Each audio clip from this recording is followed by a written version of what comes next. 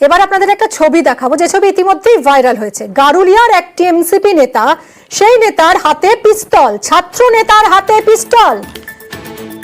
বিতর্কে 1 নম্বর ওয়ার্ডের বাসিন্দা শুভাশিস চক্রবর্তী, দেখুন হাতে পিস্তল নিয়ে ছবি পোস্ট করেছেন এই ছাত্র নেতা। অরুণ আমাদের প্রতিনিধির সঙ্গে কথা বলবো। অরুণ, এই যে শুভাশিস চক্রবর্তী, এর ব্যাকগ্রাউন্ড কি? এতটা বেপরোয়া সে কিভাবে হয় যে হাতে একটা পিস্তল নিয়ে ছবি পোস্ট করছে? আর এই পিস্তল পেলই বা কোথা থেকে? এই গারুলিয়া পৌরসভার 1 নম্বর যে ছাত্র পরিষদ নেতা শুভাশিস চক্রবর্তী, এর আগেও কিন্তু এলাকায় মারামারি এবং বিভিন্ন ঘটনায় কিন্তু তার 2বার জেল হয়েছিল। এই নিয়ে কিন্তু একটা এলাকাবাসী তার একটা ছবি, এই স্টিল ফটো, একটা পিস্তল হাতে নিয়ে সে স্টিল ফটো পোস্ট করাতে এটা কিন্তু ছবিটা ভাইরাল হয়। এরপরেই কিন্তু এলাকায় একটা সরগোল তৈরি হয় যে সে কোথা থেকে পিস্তল পেল, কারণ এর আগেও কিন্তু সে এলাকার সমাজ বিরোধী কাজের সঙ্গে যুক্ত ছিল বলে আমরা জানতে পারছি, এবং কি তার জেলও হয়েছিল। এই ঘটনায় কিন্তু যারা তৃণমূল কংগ্রেসের প্রতিনিধি, আমাদের যে ভাটপাড়া পৌরসভার ভাইস চেয়ারম্যান আছেন, তিনি বলছেন যে এটা হতে পারে, কিন্তু এই ঘটনার সত্যতা আমরা জানি না। যখন পুলিশ এই ব্যাপারটা তদন্ত করে দেখবে কি করে পিস্তল হাতে গেল, সে এখন আমাদের আর যুব নেতা নয়, তিনি এইভাবে দাবি করে। অপরদিকে কিন্তু অর্জুন সিং বলেন যে তৃণমূলের এটাই কালচার, কোথা থেকে পিস্তল পেলো বা কারো পুলিশের কাছ থেকে পিস্তল নিয়ে এইভাবে তারা ছবি পোস্ট করে। এটা কিন্তু এর আগেও কিন্তু এর বিরুদ্ধে অনেকগুলো অভিযোগ ছিল। এলাকাবাসীরা কিন্তু এই ছবি ভাইরাল হওয়াতে এখন কিন্তু এটা সমস্ত জায়গায় এই ভাইরাল ছবি ছড়িয়ে পড়াতে তাকে আমরা খোঁজ করার চেষ্টা করছিলাম যে শুভাশিসকে, সে কিন্তু এলাকায় আর নেই। ধন্যবাদ অরুণ। এদিকে শাসক দল আর পুলিশকে তোপ দেখেছেন বিজেপি নেতা অর্জুন সিং এই ছবি ভাইরাল হওয়ার পরপরই। ছবির সত্যতা যাচাই করে পুলিশের ব্যবস্থার আশ্বাস জেলা তৃণমূলের। তৃণমূল ছাত্র পরিষদ তৃণমূল করলে আর্মস নেওয়ার অধিকার আছে, আইনের শাসনই নেই। আইনের শাসন কোথায় আছে? যে পিস্তলটা নিয়ে ছবি আপনারা দেখাচ্ছেন সেটাও আসল পিস্তল কিনে দিয়ে খোঁজ নিন। এখন খেলনা বন্দুকও বেরিয়ে গেছে একদম 9mm-7mm মতো, কোনটা আসল কোনটা নকল বুঝবেন না। প্রশাসন যথেষ্ট কঠোর পদক্ষেপ নেবে আমার স্থির বিশ্বাস। বাট যেহেতু ছেলেটি কোনো ছাত্র পরিষদের কোনো পোর্টফোলিও হোল্ডার নয়, সেহেতু আমরা কেন এর দায়িত্ব নিতে যাব? সে যদি সমাজ বিরোধী হয়, সমাজ বিরোধীর মতন থাকবে। আবার গুলি চলল, এবার মাছ ব্যবসায়ীকে লক্ষ্য করে গুলি। তোলার টাকা না দেওয়ায় ব্যবসায়ীর উপর হামলা। কৃষ্ণনগরের গোয়ারি বাজারের ঘটনা। 4 রাউন্ড গুলি চালানোর অভিযোগ। ব্যবসায়ীর পায়ে একটি গুলি লাগে। আগ্নেয়াস্ত্র দিয়ে ব্যবসায়ীর মাথা ফাটানোর অভিযোগ। শক্তিনগর হাসপাতালে ভর্তি ওই ব্যবসায়ী। বাধা দিতে গেলে ব্যবসায়ীর দাদাকে লক্ষ্য করে গুলি চালায় দুষ্কৃতীরা। দাদাকে মারধর করে টাকা কেড়ে নেওয়ার অভিযোগ। দুষ্কৃতীদের খোঁজে কোতোয়ালি থানার পুলিশ।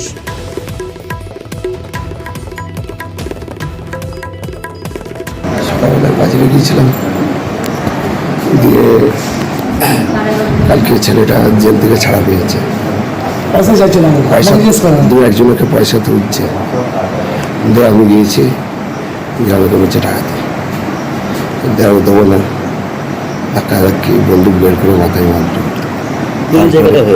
একদম বাড়ি বাজারে ওই রকিদার হাতের সামনে সবারই কাছে নিচ্ছে। টাকা চাইছিল সেই কারণে? হ্যাঁ, কিনে নিয়েছে। কত টাকা চাইছিল? সব কিনে নিয়েছে, সব কিনে নিয়েছে। 30,000 35,000 টাকা ছিল। মাল কিনতে এসেছি। ওরা প্রথমে আমার দাদাকে 2 রাউন্ড চালিয়েছে, ও পালাচ্ছিল। 3 রাউন্ড গলায় পায়ে লেগেছে, যখন পড়ে যায় ওকে অস্ত্র দিয়ে বেদম মেরেছে মাথায়। আর আমাকেও, আমি যখন ঠেকাতে যাই আমার দাদাকে, আমাকেও মেরেছে এবং আমাকে গুলি চালিয়েছে, আমি পালিয়েছি। আমার মানি ব্যাগ, মোবাইল কেড়ে নিয়েছে আমার দাদা। গুলি চলল টোটাল 4 রাউন্ড। মালদার হবিবপুরে হাড় হিম হত্যাকাণ্ড। রাতে বাড়িতে ঢুকে গলা টিপে 8ম শ্রেণীর ছাত্রীকে খুন, পরে থানায় আত্মসমর্পণ যুবকের। বাবা মা বাড়িতে না থাকার সুযোগেই এই হামলা। ভাইকে ঘরে বন্ধ করেই দিদিকে খুন বলে অভিযোগ। বাড়ির বারান্দায় উদ্ধার কিশোরীর দেহ। ধৃতের ফাঁসির দাবিতে পথ অবরোধ, রাস্তায় টায়ার জেলে বিক্ষোভ পরিবার প্রতিবেশীদের।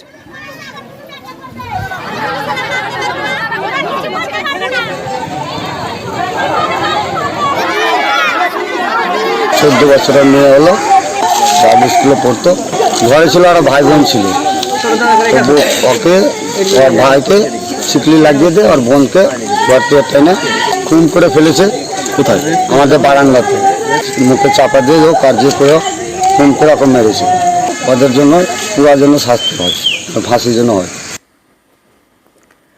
সাদ্দামের সুড়ঙ্গ রহস্য। সাদ্দামকে জেরা করছে পুলিশ। বারবার জেরায় বয়ান বদল করছে সাদ্দাম। মাগুর মাছ চাষের জন্যই নাকি খাটের নিচে সুড়ঙ্গ করেছিল সে। শৌচালয়ের পর এবার নতুন সাফাই প্রতারণা চক্রের পাণ্ডার। বিভ্রান্ত করতেই মিথ্যে কথা, পুলিশি অভিযানের সময় পালাতেই সুড়ঙ্গের দাবি করছেন তদন্তকারীরা। আরো জানবো বিশদে অর্পিতা আমাদের প্রতিনিধির কাছ থেকে। অর্পিতা, ঠিক জেরায় কি বলছে সাদ্দাম তার সুড়ঙ্গ নিয়ে?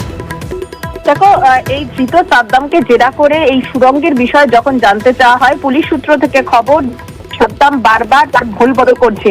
এর আগে সে বলেছিল যে এই যে সুড়ঙ্গ সেটি শৌচাগারের জন্য সে ব্যবহার করার জন্য সেটি সে তৈরি করেছিল। এবার একেবারে কিন্তু ভুল বদল করে সে জানালো যে ওই সুড়ঙ্গে আসলে সে মাগুর মাছেই সে চাষ করার জন্যই বানিয়েছিল, কারণ মাগুর মাছ চাষ লাভজনক ব্যবসা। সেই জন্য বড় মাগুর মাছের চাষের জন্যই এমন পরিকল্পনা করে সেখানে গেট লাগিয়ে সেখানে সে সুড়ঙ্গ বানিয়েছিল। পুলিশের দাবি, বিভ্রান্তিমূলক তথ্য দিয়ে তদন্তকে দিগ্ভ্রষ্ট করার চেষ্টা করছে সাদ্দাম। আদতে পুলিশের অভিযানের পালানোর জন্যই ওই সুড়ঙ্গ পথ সে বানিয়েছিল, এমনটাই অনুমান তদন্তকারীদের। এর আগে ওই সুড়ঙ্গের বিষয়ে সাদ্দাম পুলিশকে জানায় যে শৌচাগার হিসাবে ব্যবহারের জন্য সে বানিয়েছিল। অর্থাৎ বারবার এই যে ভুল বদল, তাতে কিন্তু তদন্তকে বিভ্রান্ত করার সে চেষ্টা করছে, এমনটাই দাবি পুলিশের। মিমি, ধন্যবাদ অর্পিতা।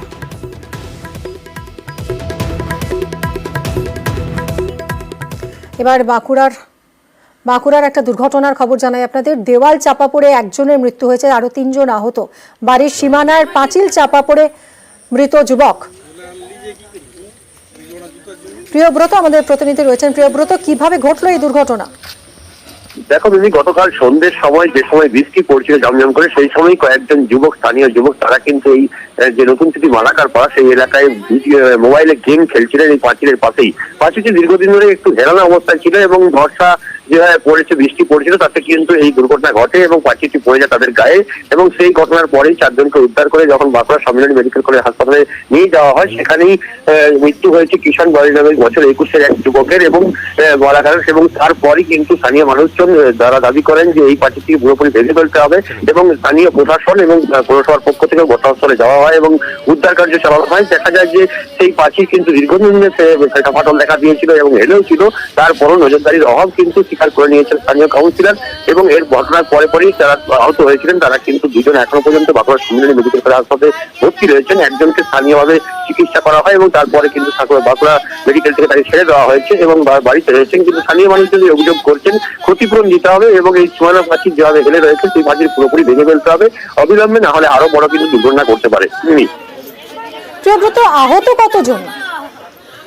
আহত হয়েছেন টোটাল 3 জন আহত হয়েছেন। তাদের মধ্যে 2 জনকে বাঁকুড়া সম্মিলনী মেডিকেল কলেজ হাসপাতালে ভর্তি করা হয়েছে, এখনো পর্যন্ত সেখানেই চিকিৎসা চলছে এবং একজনকে প্রাথমিক চিকিৎসার পর ছেড়ে দেওয়া হয়েছে, তিনি বাড়িতে চিকিৎসাধীন রয়েছেন। এই ঘটনায় একজনের মৃত্যু হয়েছে, সেই পরে কিন্তু শোকের ছায়া নেমে এসেছে এলাকায়। ধন্যবাদ প্রিয়ব্রত।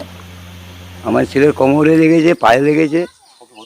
না, ভর্তি করা হয়নি, মানে অ্যাক্সিডেন্ট করে ছেড়ে দিয়েছে। রাত 1-1:30টার সময় আমরা চাই খুবই, মানে যে এই পাঁচিল অবস্থায় সব বরাবর ছেলে খেলাধুলা করে, তারপরে এমনি বসে দাঁড়ায়, সবাই বড় বড় ছেলেও বসে থাকে। তো এইভাবে যে এরকম পাঁচিলটা দীর্ঘদিন এরকম হয়ে আছে, হেলেছিল, এটা দিয়ে নজরটা কেউ মানে করতে পারেনি। কাঁথিতে ফের প্রকাশ্যে তৃণমূলের গোষ্ঠীকন্দল। রামনগরের সভা পাল্টা সভার মধ্যেই তুঙ্গে বাগযুদ্ধ। 21শে জুলাইয়ের প্রস্তুতি সভাতেই উত্তম বারিককে খোঁচা অখিলগিরির। লোকসভা ভোটে হেরে তৃণমূলেরই একাংশকে দোষারোপ উত্তম বারিকে। পঙ্কজ আমাদের প্রতিনিধি রয়েছেন, আরো বিস্তারিত জানাবেন। পঙ্কজ, কি কারণে এই বাগযুদ্ধ? দেখো মিনি, তোমাকে জানি রাখি, তুমি জানো যে লোকসভা নির্বাচনে যেখানে হেরেছে সৌমেন্দু অধিকারী, যেখানে বিজেপি বিরোধী দলনেতা সৌমেন্দু অধিকারী উত্তম বারিককে হারিয়েছে প্রায় 47,000 ভোটে। সেই ভোটে লোকসভা ভোটে হারার ফল সেখানে কিন্তু উত্তম বারিক তার নিজের দলেরকে দোষারোপ করেছে।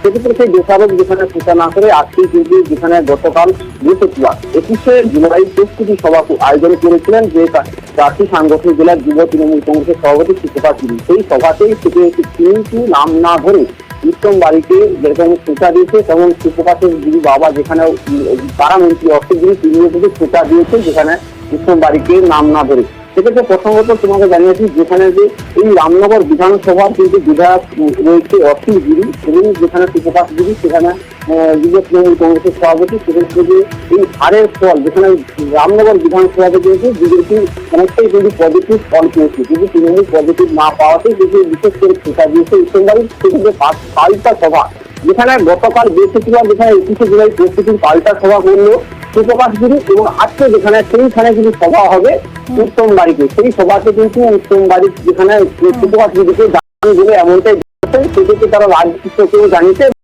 প্রসঙ্গে কিন্তু গতকালকে সভা থেকে পুরো নাম না ধরে উঠে খোঁচা দিয়ে পৌঁছে গোষ্ঠী কন্ডল পুরো প্রকাশকে এমনটাই দেখা যাচ্ছে। পঙ্কজ, অনেক ধন্যবাদ।